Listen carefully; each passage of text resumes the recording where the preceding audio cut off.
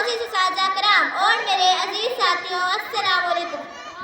आज मुझे फख्र है कि मैं उस अजीम हस्ती के बारे में गुफ्तगू कर रही हूँ जिन्हें दुनिया कायदे आज़म और हम बानी पाकिस्तान के नाम से जानते हैं।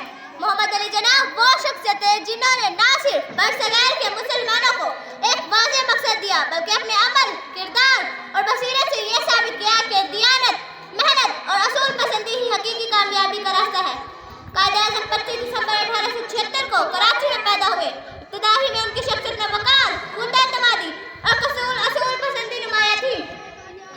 कायद-ए-आज़म ने कानून की तालीम हासिल करके एक कामयाब वकील की हैसियत से शोहरत पाई, मगर कौम का दर्द इन्हें सियासत के मैदान में ले आया।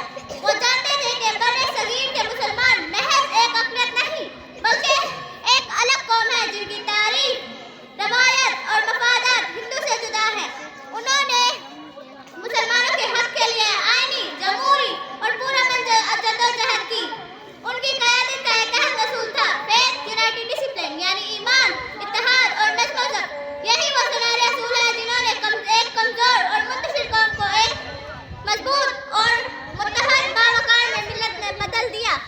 23 मई 1940 को लाहौर में करारदा पाकिस्तान मंजूर हुई और सिर्फ 7 साल बाद 14 अगस्त 1947 को पाकिस्तान का क़याम अमल में आया। ये कारनामा दुनिया की तारीख में बेमिसाल है। आखिर में आए हम सब ये अहद करें कि हम कायद-ए-आज़म के असूल पर अमल करते हुए अपने मुल्क को खुशहाल, पुरअमन पसंद मुल्क बनाएंगे। अल्लाह हमें कायद-ए-आज़म के असूल पर चलने की तौफीक दे। आमीन। शुक्रिया।